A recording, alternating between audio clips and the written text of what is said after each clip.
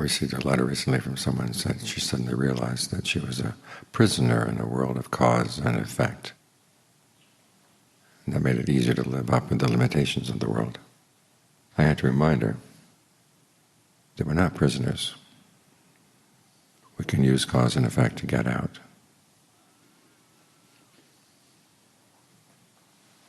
The problem is that the principle of cause and effect is very complex.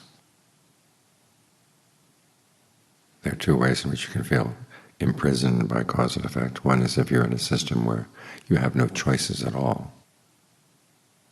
Unfortunately, that's not what the Buddha is teaching. But the other way is that you're living in a system where it's very complex and hard to understand. And that's causality in the world in which we live. As the Buddha said, there are people who have long memories of the past, going back 40 aeons. Now an aeon is the life of a universe. So imagine that. How long is our universe now? Billions of years. And it's not even done. And then 40 of those, it's a long time. But he says that's a short memory if you're trying to understand karma. So it's complex, and as he said, if you try to tease out all the reasons why you're experiencing something right now, you'd go crazy. So he's not teaching us karma to understand where we are. Aside from the fact, he's trying to teach us how to understand how we can get out. And that's where his teaching is really useful. Some things we experience, he says, come from the past. Other things are coming from our present decisions, and our present decisions don't have to be determined by the past. There is that element of freedom. And we have enough wiggle room in causality that we can use that freedom of choice to get to an even greater freedom, which is outside of cause and effect entirely. What this means is as long as you're planning to live in the world, you're going to find it a frustrating experience. Because there are many things that are happening that you're experiencing that come from causes in the past that you don't even know, you can't even remember. And you have to deal with them. They do put up limitations.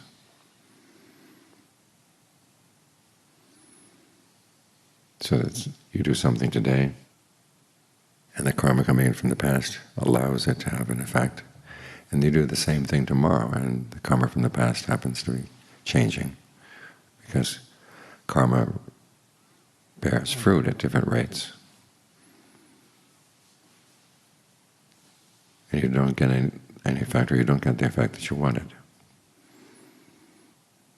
It's easy to get upset by this. There's an old experiment they did with pigeons.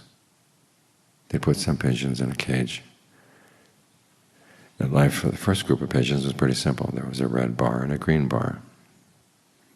If they tapped the red bar, nothing would happen. If they tapped the green bar, they'd get food. They were very well adjusted. In another cage, though, life was more complex. If they tap the red bar, sometimes they get food and sometimes not. They tap the green bar, sometimes they get food and sometimes not. And in the original report they said that the pigeons in the second group were very neurotic.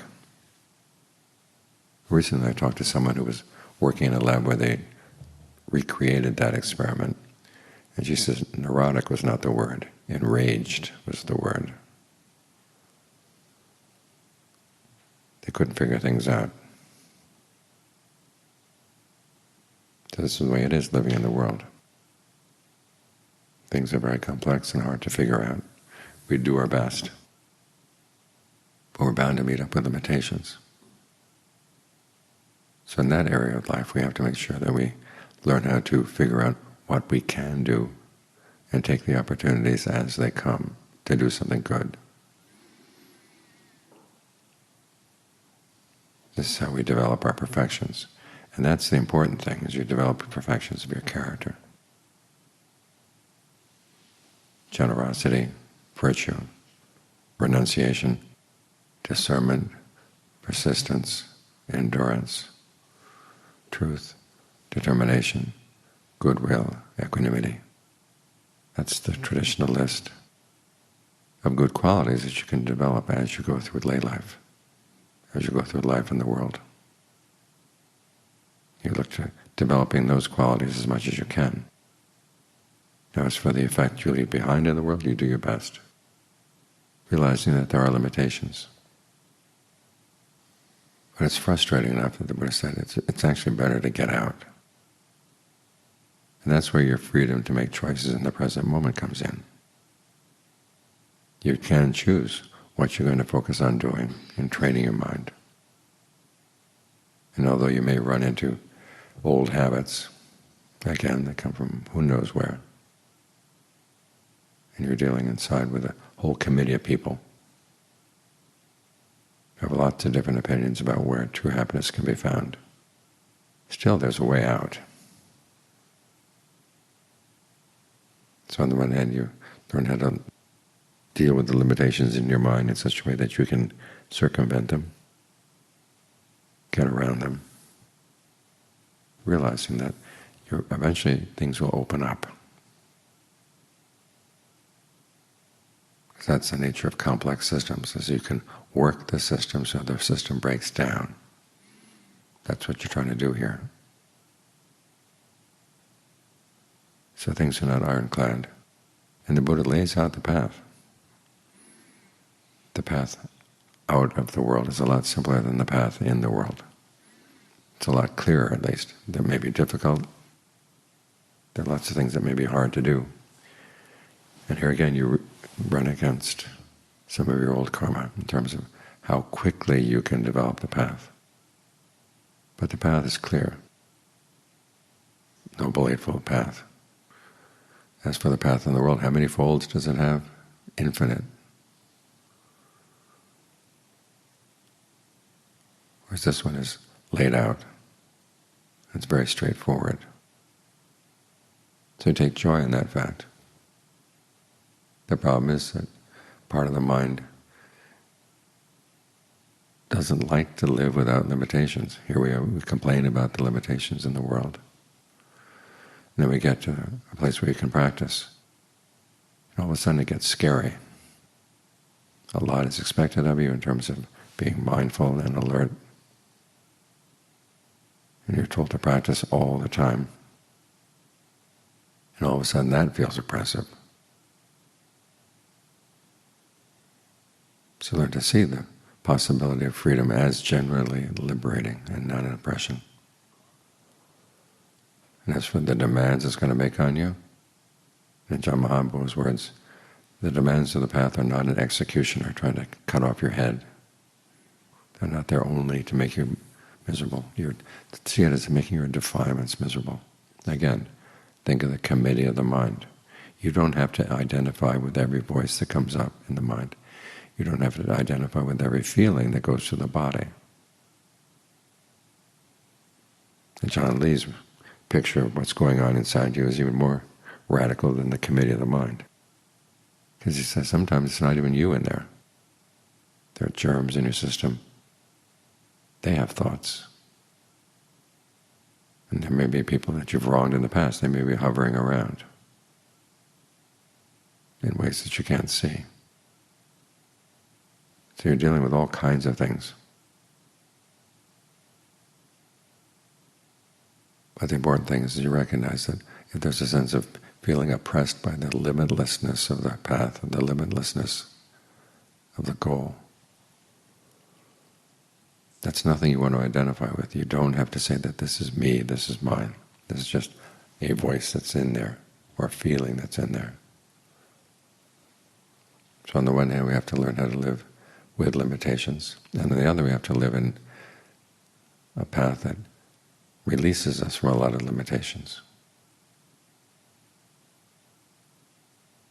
And the trick is learning how to do that maturely.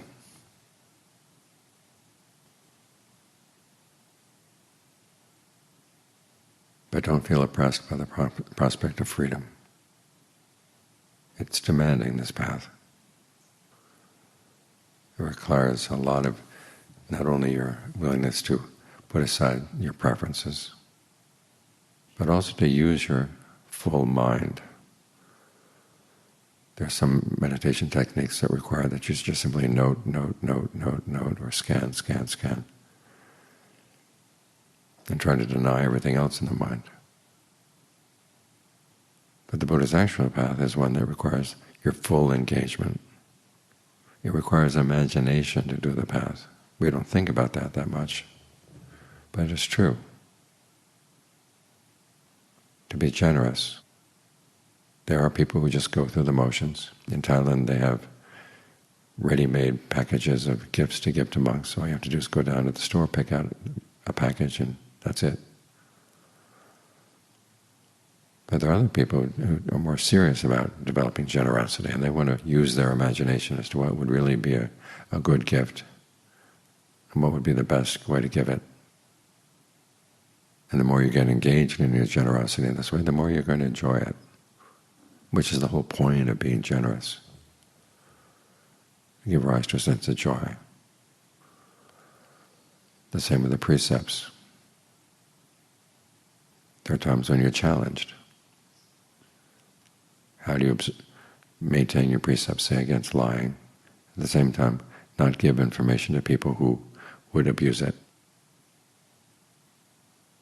And if you're up for the challenge, you find that an interesting challenge. It requires your ingenuity. And the same with concentration practice.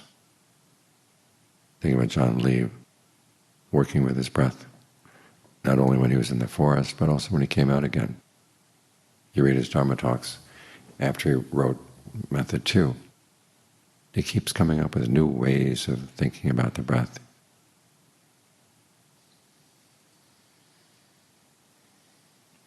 To deal with the problems that were coming up. And of course, discernment requires imagination. You've got a problem, say, with pain, you've got a problem with distraction, you've got a problem with lust. How can you use your imagination not in the service of those defilements, like lust and anger? How can you use your imagination in the service of the Dhamma to counteract lust? If you have fantasies that you like to indulge in, how can you poison the fantasy? Put in some details that would make it unattractive.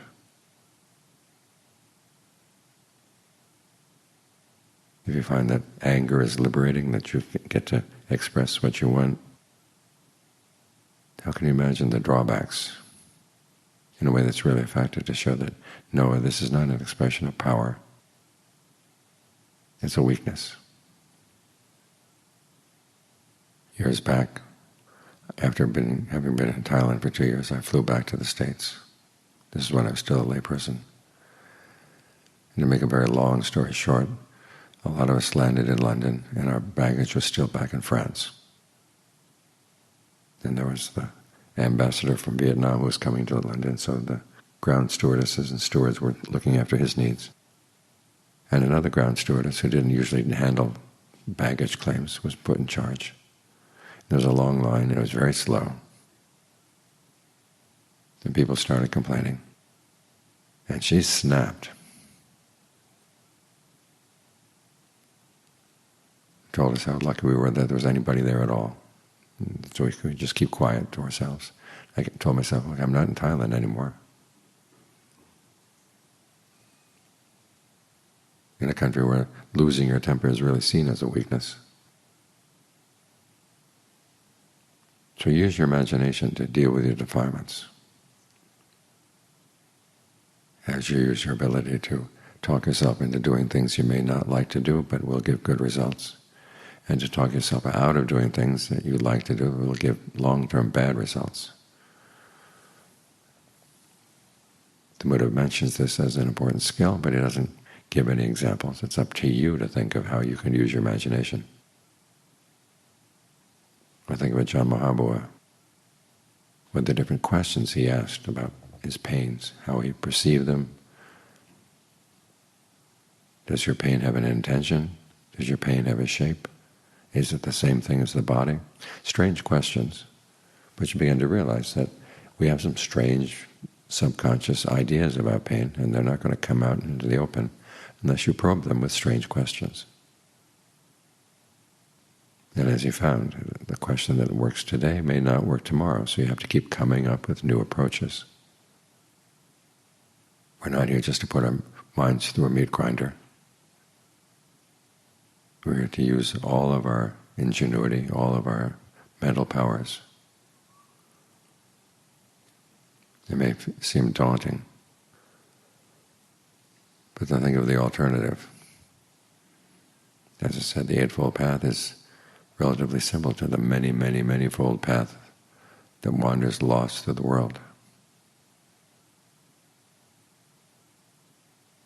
So when you feel frustrated with the limitations of the world, realize, well, that's the nature of the world. Learning how to live with those limitations and do your best around them.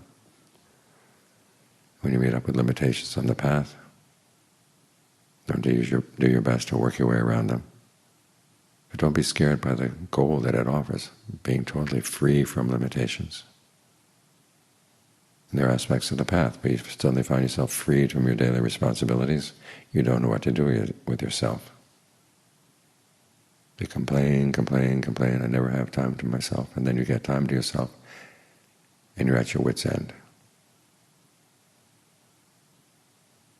So learn to enjoy the limitlessness that this path offers. And you find that what you start out with as limited resources